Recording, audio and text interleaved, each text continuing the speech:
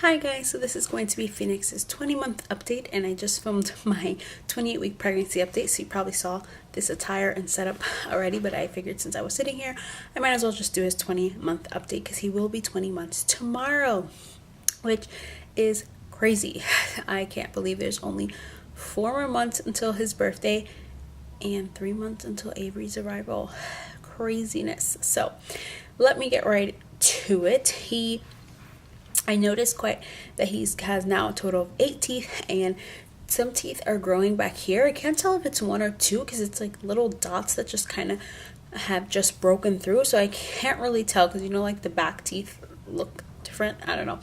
So he is growing teeth back here now, which I didn't even know because he wasn't cranky or anything, but I think like 3 days ago I noticed it back here. He got his first big boy haircut last month. That was so exciting. I don't know why I didn't do it sooner. He behaved so well. He just sat there. We gave him the iPad, of course, because that's his obsession and that's what keeps him entertained. So I do use it to my advantage. Judge me if you want to. And he stood still, and he went like this a few times, and it was great.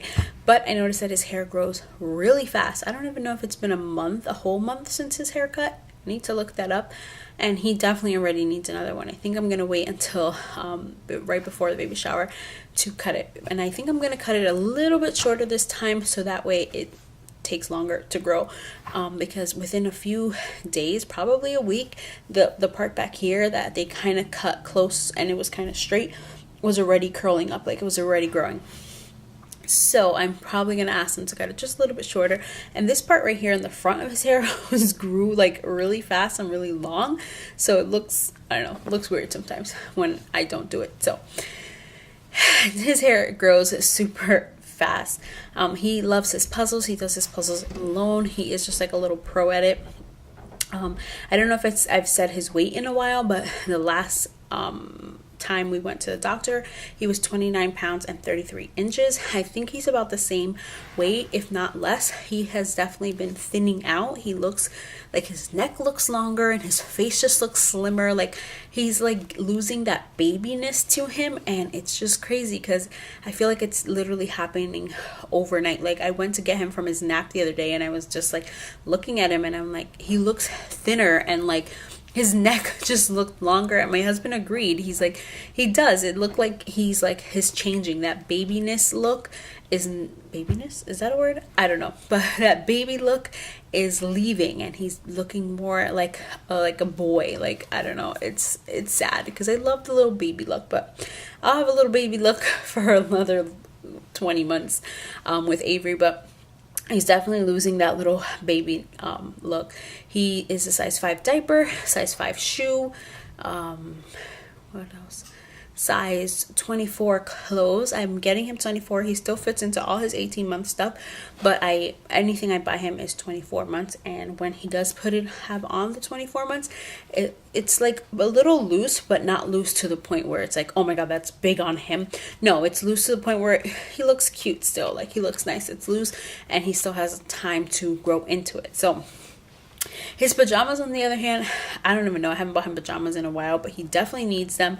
But I'm waiting to get him like summer pajamas, and depends where I buy them. Some of them I need to buy in 3T, especially from Walmart, because once I wash them and dry them once, they're super small. So those are a whole different case, depends where I get it. But for the most part, he's a 2T or 24 months. He loves rice and cheese. He's obsessed with rice and cheese. If he is being picky and doesn't want to eat something, I will just bam out some rice. I always make enough rice to have, at least a week's worth for him. And I'll just bring out some rice and he'll eat that fine. But the other day we went to Chipotle and I was giving him some of that rice and he didn't like it, which is weird because he's liked it before. I've been eating it and I've given him some and he's eaten it fine. But I thought maybe he wasn't hungry. When we got home, I gave him some of my rice and he ate it just fine. And I don't think my rice is anything out of this world. Maybe he's just used to it. And cheese, he's obsessed with cheese. He loves all types of different cheese. I give him grilled cheese or cheese sticks, and he just loves them. And he's like me because I love cheese as well. And I did have a lot of string cheese when I was pregnant with him, and that's kind of what I eat now all the time too. Like if I just want to snack on something, I'll have a string cheese. There's always a cup with a whole bunch of string cheeses in my fridge. My friend comes over and she's like, oh, can I have a cheese? Like she just knows that we have a cup there with string cheese. He's starting to mimic more noises now. He mimics the sound of a train. If I show him the train, he'll say choo choo. If I tell him the monkey, he'll say ooh ooh ah ah. That one, he's kind of like, it's when he wants to. He said it all the time for a while, and then he just like stopped. He does it a lot with things, and but he's starting to mimic more things. Like I'll say a sound and he'll say it. Mostly it's my husband that he'll mimic more than me. My husband makes a sound, he'll try to make it too. Whereas me, like it's not as efficient. So he's definitely starting that up. He is now obsessed with Super Y and Thomas.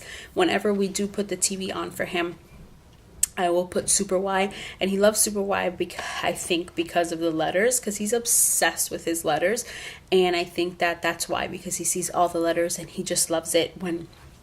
And Thomas, he really likes the intro song. That's kind of what more keeps his focus. He's just like so excited and he's dancing, and now when he hears music, he can hear music all around. Anywhere he hears it, he'll start like dancing and going like this and bopping his head, and it's like music just turned on to him. Like before, I think he was just so preoccupied in what he was doing in his own thing, and now it's like every outer sounds and other things, he's picking up other sounds and other things going on around him, not just what he's focused on. So he dances to music and to sounds, and it's just funny to see him. And also when we're like driving in the car and he'll see like a letter, he'll say M. He's obsessed with M. M is like his favorite letter. He just says it randomly. He'll just say M, and there's like no M around. I'll tell him monkey and he says M, and I'll show him a monkey and he'll say M because he knows on the back of the monkey card there's an M. The apple, he'll say ah because he knows there's an A on the back. So like he's starting to put together like certain things, like a letter M with monkey. He won't say monkey, he'll do the sound, or he'll say M. And then like the other day I showed him a lion and I was trying to get him to say lion, and I went roar, and now that's what he wants. Like he'll bring me the lion, point to it, and then grab my hand, and he wants me to go roar. So he's starting to do that, when knows he's cute. When we're trying to put him to bed at night, you can tell when it's getting closer, we're about to brush his teeth, he'll be like apple, because he knows that we like praise him and we get so excited when he says apple, and he'll just look at us with apple or ooh ah. That's like another sound that he like makes that's just super cute. So he knows he's cute, and he knows when to do things to kind of like get over. And the funniest thing happened this month. I was trying to put his shoes on, and he kept like going like this with his toes and just moving his feet, and I'm like, Phoenix, come on, we gotta get your shoes on, we gotta go. And I was getting frustrated, and you can hear it in my voice that I was getting frustrated. And he turns around to me and he was like mwah, and just gave me a kiss, and it was the cutest thing ever. My husband was right there, thank God, because I couldn't even retell that story as cute as it was.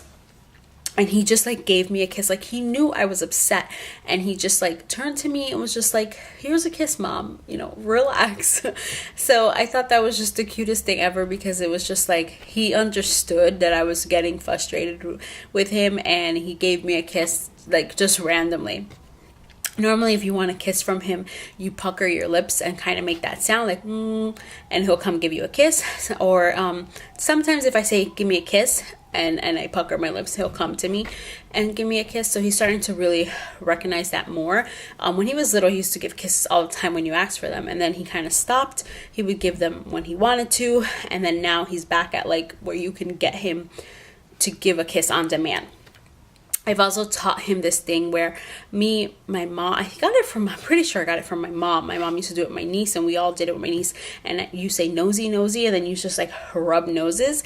So I've been doing that with him this week, and it's just so cute. I'm like, nosy, nosy. He runs over to me and rubs my nose and goes like this. And sometimes I'll stay still, like when he gets to me, to see if he'll do it. And he starts moving his head right away. And then after he's done, he gives me a kiss. So I just love it. It melts my heart every time that he's just picking up on all these things, and he's developing and becoming like such a little person, and like learning all these things, and I'm really, really proud. Another thing that started this month that I wasn't too sure I was going to talk about,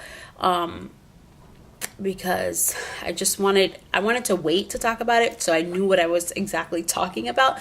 So I still don't have like all the answers and stuff on it. So if you have any questions, you can ask, but it's still a new thing for us, so we're still I wanted to wait till I was a little more knowledgeable and everything before I made a video about it or talked about it. But this month he started speech therapy. He started actually this week, and the doctor thought he was kind of a little delayed in his speech. He wasn't talking as much as he should for 18 months, and a lot of 18-month-olds that I know have been having the same issue with the doctor telling them. I personally think that he doesn't really need speech therapy, but it won't hurt. So we went through all the process, and he qualified, and it was we didn't have to pay any copay. So I decided that, like I said, it wouldn't hurt him to have. But I honestly don't think that it was something that if he didn't have, in a few months he wouldn't be talking like any other 2-year-old or any other whatever month old that he was. You know what I mean? I didn't think he had such a delay where it was going to be like, if he didn't get speech, he's going to be delayed forever. No, I don't think it's that at all. I think that, yes, he probably should say a lot more words. He points a lot. He grabs me. He gestures. He gets his point across. But I do baby him. Everything he points to or grabs me for, I just give it to him. I know what he wants. But the way, you teach them is by, if he points to my phone and me say phone and make him say it, which I wasn't doing because that's just how, I don't know, I'm his mom. That's how it was working. So anyway, like I said, I will probably make a whole other video about it. I'm not sure.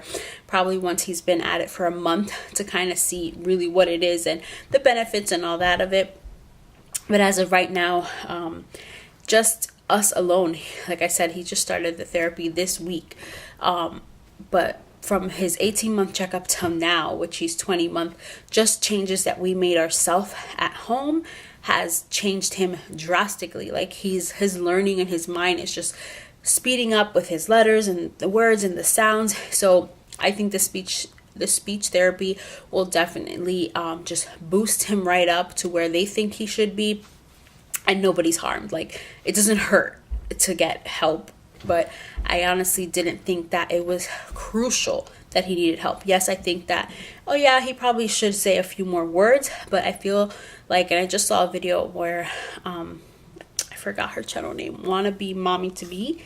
She's going through a similar thing, and she said it. She's like, I'm just gonna let my kid be a kid.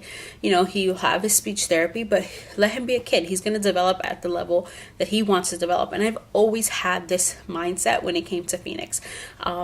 If he didn't crawl right away, if he didn't eat certain things right away, if he didn't roll over right away, but he did it all now, right? And does anybody, when did your kid roll over? At 4 months, when they're like 3 years old? Like, it doesn't matter when they do something, as long as they do it and it's not like a huge delay where there's, something wrong in that sense, like, oh my God, like something's physically wrong or whatever.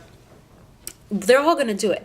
And if he rolls over at 4 months, or if he talks at 18 months, or if he talks at 2 years old, guess what? It doesn't mean that he's going to be president, or that he's not going to be president. Or, if somebody's kid does it at 1 month and the next person's kid does it at 18 months, it still doesn't determine who the outcome is and who they become as people. So I think a lot of people have a hard time disclosing information like this or talking about it because they feel judged. And I don't think you should feel that way at all, because I think the standards are way too high for 18-month-olds to be saying a certain amount of words. I think it's like 6 to 8 words, or I forgot what it is, but I think it's pretty high. And yes, do kids reach that goal, that milestone? Do they reach that limit? Yes, they do. There are plenty of kids who probably do, but on the other side of the spectrum, there's a lot of kids who don't. So I think the standards are way too high, and I don't want to live my life having to always have my kid reach a standard and being like, oh my God, he should be doing this by now, or he should be potty trained by now, or no, he's gonna do things at his level. And I always want him to feel like that's what it's about. It's about him, not like me comparing him to everybody, which I've never done. I can't stand comparing, because, you know, I wasn't the type of mom who was like, oh, so at what age did your kid start doing this? Because my kid is already doing this. Like, I can't stand people like that. And if you are that kind of person, you cannot be in my life, because there's no room for that. There are a lot of things that Phoenix did really early on, and there was a lot of things that he took forever to do. He didn't sleep through the night until he was freaking almost a year and a half. And that was torturing, but he sleeps through the night now and everything's fine. So like I said, I don't want to be, and I'm just kind of rambling on now, but I don't want to be that parent who is always like, oh, well, at this age, he has to do this checklist. That's not me. That's not who I am. That's never who I'm going to be. But I will always do whatever is going to benefit my son. So if this helps him improve, hurt him, or harm him, then hey, I'm all for it. Let's go for it. But do I think that it was something really severe he had? No.